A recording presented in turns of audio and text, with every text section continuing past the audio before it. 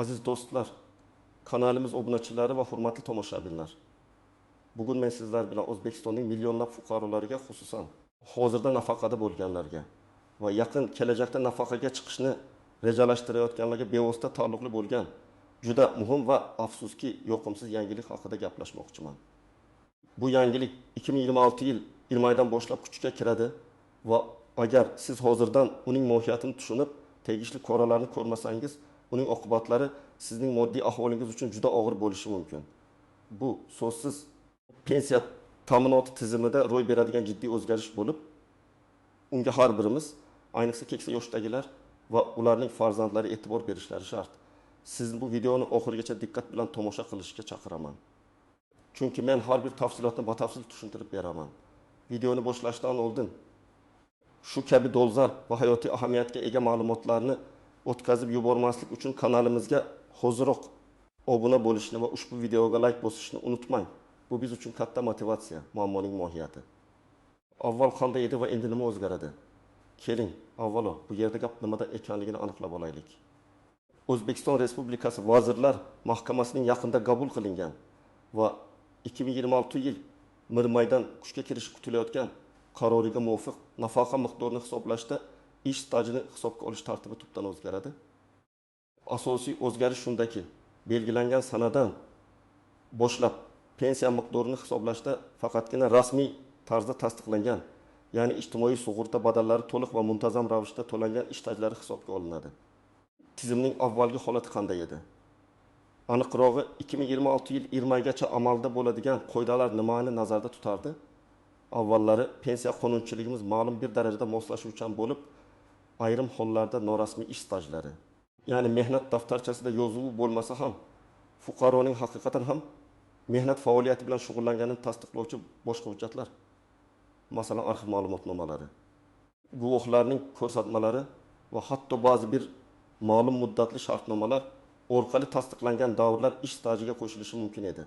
Shuningdek, chet elda ishlagan davrlar ham, agar fuqaro tegishli tartibda ro'yxatdan o'tgan bo'lsa va xorijiy davlatdagi ijtimoiy sug'urta badallarini to'laganini tasdiqlovchi hujjatlarni taqdim etsa, ma'lum shartlar asosida ish stajiga kiritilar edi. Hatto ayrim hollarda farzand tarbiyasiga yoki nogiron qarindoshga g'amxo'rlik qilishga sarflangan davrlar ham qonun bilan belgilangan ma'lum muddatlar doirasida ish stajiga qo'shilish imkoniyati mavjud edi. Bu kabi mexanizmlar asosan aholining ijtimoiy himoyasini kuchaytirish, pensiya ta'minotini kengaytirish va turli hayotiy vaziyatlarni inobatga olish maqsadida joriy etilgan edi. Endi esa nima o'zgarmoqda? Endi bu shartlar keskin qattiqlashtirilmoqda yoki hatto ayrimlari butunlay bekor qilinmoqda.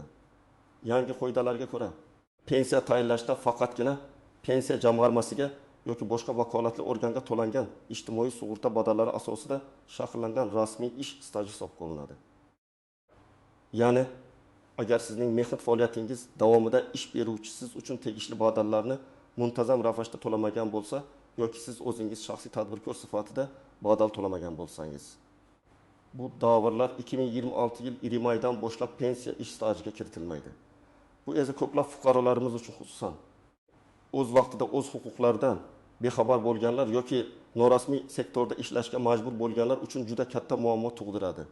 Pensiya fondining barqarorligini ta'minlash, yashirin iqtisodiyotni qisqartirish va barcha fuqarolarni rasmiy mehnat munosabatlariga jalb qilish kabi maqsadlar ushbu qoidalarning joriy etilishiga sabab qilib ko'rsatilmoqda.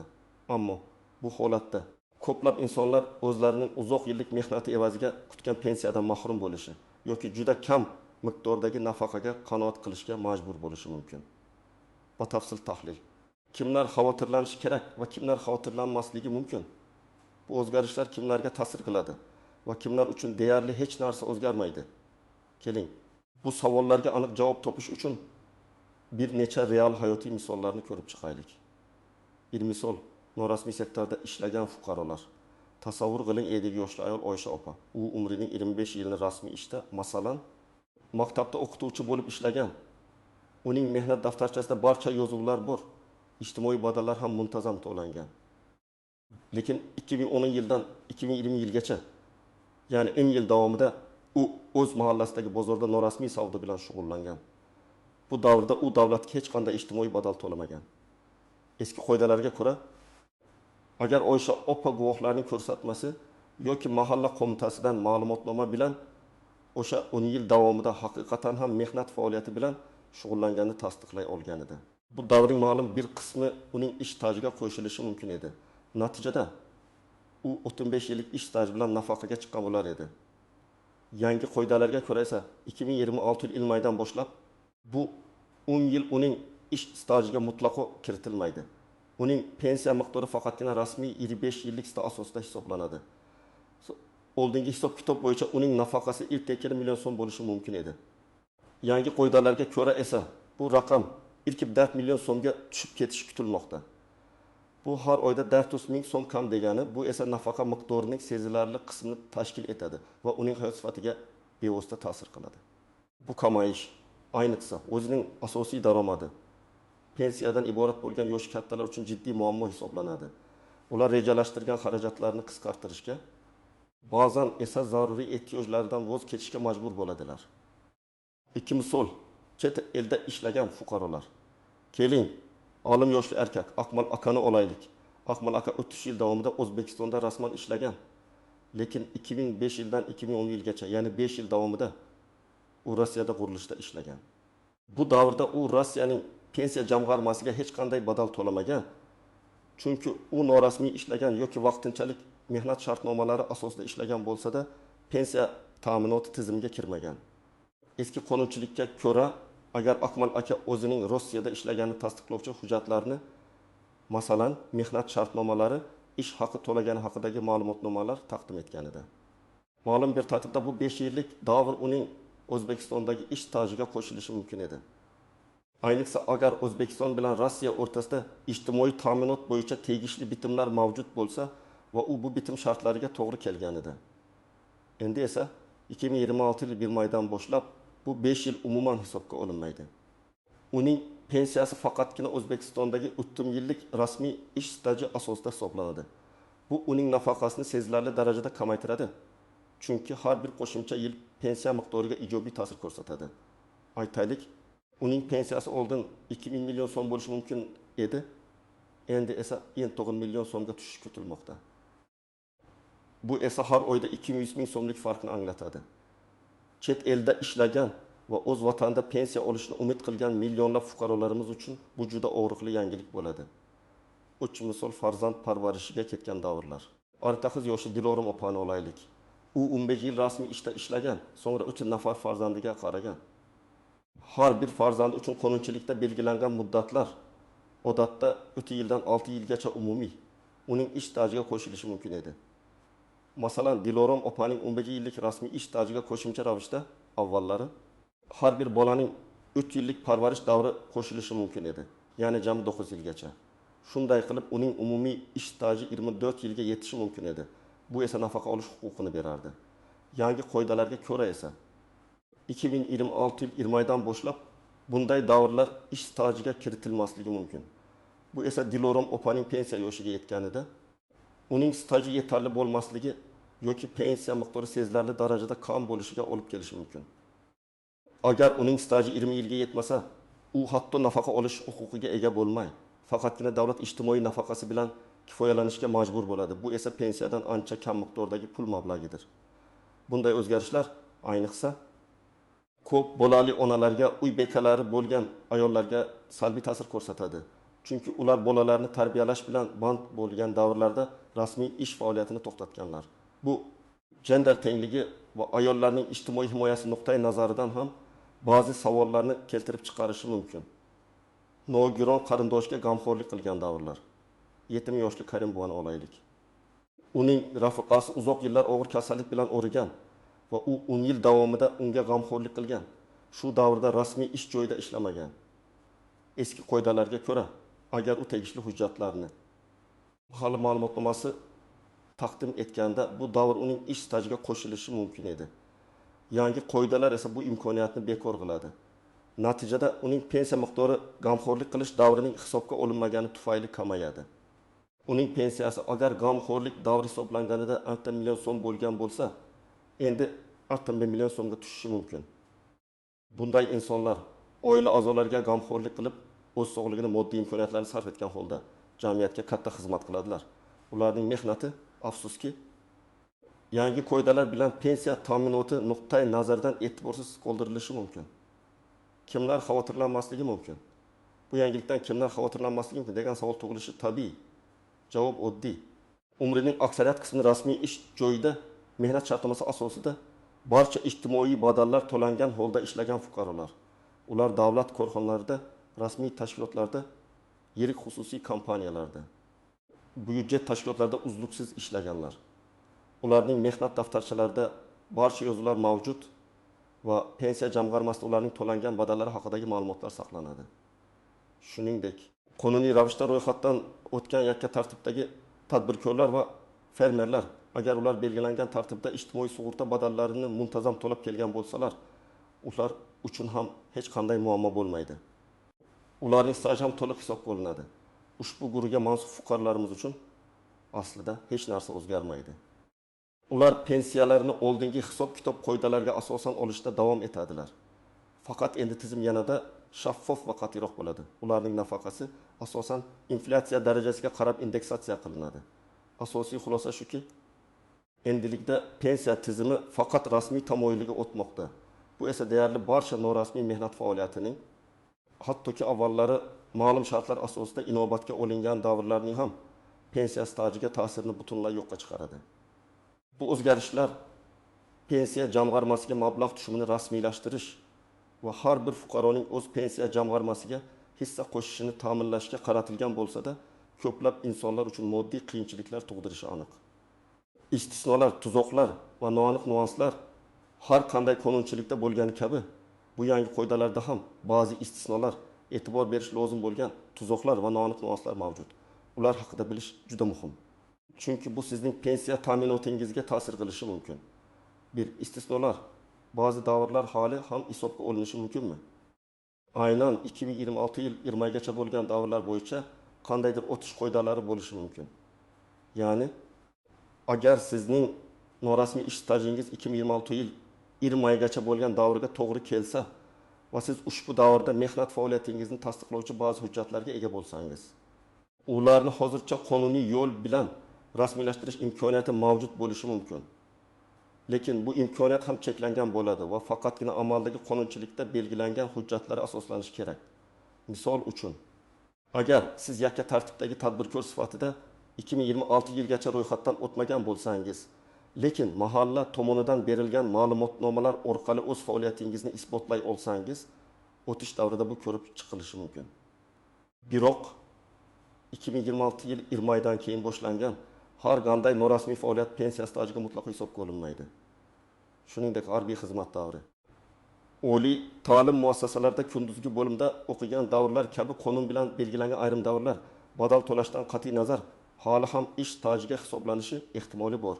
Lekin bu davrlarning ham miqdori va shartlari qayta ko'rib chiqilishi mumkin.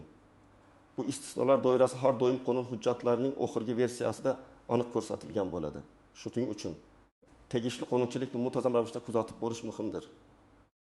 Tuzoqlar, e'tiborsiz qoldirmaslik kerak bo'lgan xavfli jihatlar, yo'qolgan hujjatlar. Ko'plab odamlar yillar davomida ish joylarini o'zgartirgan, ayrim korxonalar tugatilgan. Natijada ularning mehnat daftarchalari yoki boshqa ish stajini tasdiqlovchi hujjatlari yo'qolgan bo'lishi mumkin. Yangi qoidalar sharoitida bunday hujjatlarning yo'qligi sizning rasmiy ish stajingizni isbotlashni imkonsiz qilishi mumkin. Agar sizda mehnat daftarchasi yo'qolgan bo'lsa, sizning yagona umidingiz arxiv ma'lumotlari yoki pensiya jamg'armasidagi individual hisob varaqangiz bo'lishi mumkin. Ammo agar badallar umuman to'lanmagan bo'lsa, bu ma'lumotlar ham yordam bera olmaydi. Ish beruvchining yomon niyati, ba'zi insofsiz ish beruvchilar xodimlarni rasmiy ishga joylashtirib, mehnat daftarchasiga yozuv kiritishadi, lekin ijtimoiy sug'urta badallarini to'lamaydilar.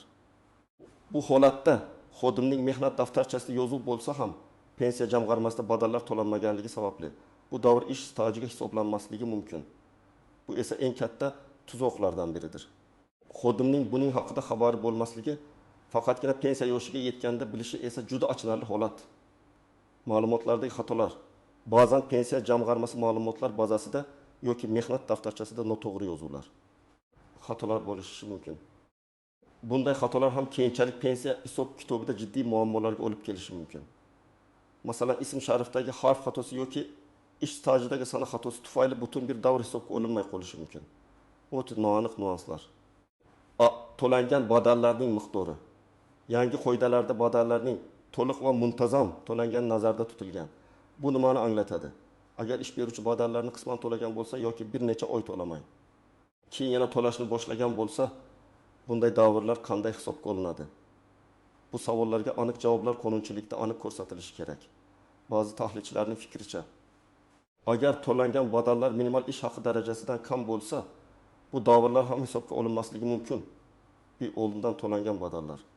Agar fuqaro o'zining kelajakdagi pensiya stajini oshish maqsadida oldindan ixtiyoriy badallar to'lagan bo'lsa, bu davrlar qanday hisobga olinadi?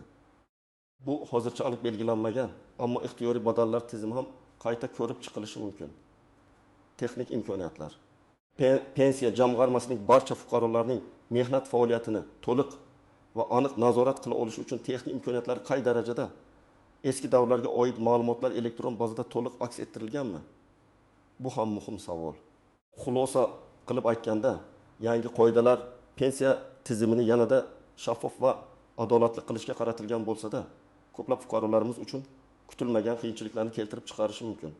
Shuning uchun har bir kishi o'zining ish stajini tekshirishi va muammoli davrlarni oldindan aniqlashi shart.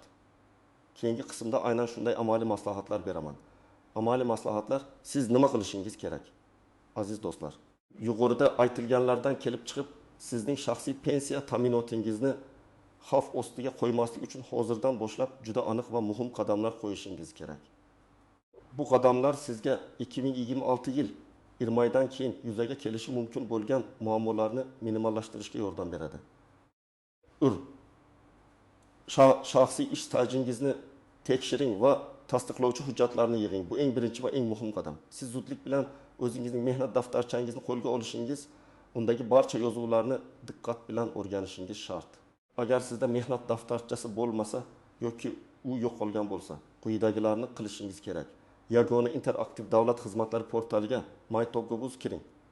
O'zbekiston fuqarolari uchun bu portalda elektron mehnat daftarchasi yoki ish staji haqida ma'lumot olish xizmatlari mavjud bo'lishi mumkin. Bu xizmat orqali siz o'z rasmiy ish stajingiz haqidagi ma'lumotlarni elektron shaklda olishingiz mumkin. Bu ma'lumotlar asosan pensiya jamg'armasi va bandlikka ko'maklashish markazi bazalaridan olinadi. Agar elektron ma'lumotlar to'liq bo'lmasa yoki shubhali bo'lsa, oxirgi ish joyingizning kadrlar bo'limiga murojaat qiling. Ulardan ish stajingiz haqidagi ma'lumotnomani, ish buyruqlaridan ko'chirmalarni va ish haqi to'lagani haqidagi ma'lumotnomalarni oling. Agar siz oldingi ish joyingizda ishlagan davrda ijtimoiy sug'urta badallari to'langanligiga shubha qilsangiz, pensiya jamg'armasining tuman, shahar bo'limiga murojaat qiling. Ulardan siz uchun to'langan sug'urta badallari haqidagi batafsil hisobotni so'rang. Bu hisobda sizning har bir ish joyingiz bo'yicha qancha badal to'langani aniq ko'rsatiladi. Bu sizning rasmiy stajingizni aniq belgilashga yordam beradi. Agarda sizda norasmiy ish stajiga oid biron bir hujjat, masalan, eski mehnat shartnomalari, korxona tomonidan berilgan ma'lumotnomalar, guvohlarning yozma ko'rsatmalari mavjud bo'lsa, ularni hoziroq yig'ib oling va tegishli tartibda pensiya jamg'armasiga taqdim etishga harakat qiling. Ehtimol 2026 yil 20 oygacha ularni rasmiylashtirish uchun so'nggi imkoniyat bor. 2. Pensiya jamg'armasining tuman, shahar bo'limiga murojaat qiling. Bu sizning asosiy manzilingiz bo'lishi kerak. Pensiya yoshiga yaqinlashgan har bir fuqaro, ayniqsa yuqorida aytilgan xavf guruhiga kiruvchilar albatta mahalliy pensiya jamg'armasi bo'limiga borishlari shart. Nima uchun borish kerak? Sizning shaxsiy ma'lumotlaringizni, to'langan badallar tarixi va amaldagi hisob-kitoblar bo'yicha pensiya stajingizni aniqlashtirish uchun. Nimani so'rash kerak? Pensiya jamg'armasi xodimlaridan sizning shaxsiy hisobingiz bo'yicha to'langan ijtimoiy sug'urta badallari haqidagi to'liq ko'chirmani IPSga taqdim etishni so'rang. Ushbu hujjatda sizning ish joylaringiz, ishlagan davrlaringiz va to'langan badallar miqdori aniq ko'rsatilgan bo'ladi. Bu sizning rasmiy ish stajingizning yagona isbotidir. Maslahat olish qabulda mutaxassislardan. Aynan 2026 yil 20 oydan kuchga kiradigan yangi qoidalar sizning shaxsiy holatingizga qanday ta'sir qilishini batafsil tushuntirib berishlarini so'rang. ular sizga qaysi davrlar hisobga olinishi va qaysilar olinmasligi haqida aniq ma'lumot bera olish kerak ekan. Agar savollaringiz bo'lsa, ularni tortinmay bering. O't, qonuniy yordam izlash. Agar sizning holatingiz murakkab bo'lsa, masalan, hujjatlaringiz yo'qolgan, ish beruvchingiz badallarni to'lamaganligi aniqlangan yoki pensiya jamg'armasi bergan ma'lumotlarga qo'shilmasangiz, advokat yoki yuridik maslahatchi xizmatlaridan foydalaning. Qayerga murojaat qilish kerak? Mahalliy yuridik maslahatxonalarga, notariuslarga yoki tajribali advokatlarga murojaat qiling. Ular sizga ish stajingizni sud orqali tasdiqlashda yoki boshqa muammolarni hal qilishda yordam berishlari mumkin. Qanday hujjatlar kerak bo'ladi? Sizda mavjud bo'lgan barcha hujjatlar, xat-xabarlar, ma'lumotnomalar, guvohlarning ko'rsatmalari advokat uchun foydali bo'ladi. Ular bu ma'lumotlar asosida sizning huquqlaringizni himoya qilishga harakat qilishadi. 4. Ixtiyoriy badallarni to'lash imkoniyatini ko'rib chiqing. Agar mavjud bo'lsa, ba'zi hollarda agar sizning pensiya stajingiz yetarli bo'lmayotgan bo'lsa, qonunchilikda ixtiyoriy ravishda pensiya jamg'armasiga badallar to'lash orqali stajni oshirish imkoniyatlari ko'zda tutilgan bo'lishi mumkin. Bu asosan o'z-o'zini band qilgan shaxslarga, yakka tartibdagi tadbirkorlarga yoki xorijda norasmiy ishlagan fuqarolarga tegishli bo'lishi mumkin. Bu imkoniyatni qanday bilish mumkin? Pensiya jamg'armasi mutaxassislaridan bu haqda so'rang. Ular sizga ixtiyoriy badallarni to'lash tartibi, miqdori va bu orqali qancha staj qo'shish mumkinligi haqida batafsil ma'lumot berishadi. Lekin shuni unutmangki, bu faqat kelajakdagi staj uchun amal qilishi mumkin. O'tmishdagi norasmiy ishlangan davrlarni shu yo'l bilan yopish har doim ham imkoni bo'lmaydi. Ayniqsa yangi qoidalar kuchga kirgandan keyin. Bu esa muhim nuqta. 5 ma'lumotlar bazasini yangilash va xatolarni to'g'rilash. Agar sizda pensiya jamg'armasining elektron bazasidagi ma'lumotlarda nomuvofiqliklar yoki xatolar borligi aniqlansa, darhol ularni to'g'rilash choralarini ko'ring. Buning uchun siz tegishli arizalar bilan pensiya jamg'armasi yoki bandlikka ko'maklash markaziga murojaat qilishingiz mumkin. Kichik bir xato ham keyinchalik katta muammolarga olib kelishi mumkin.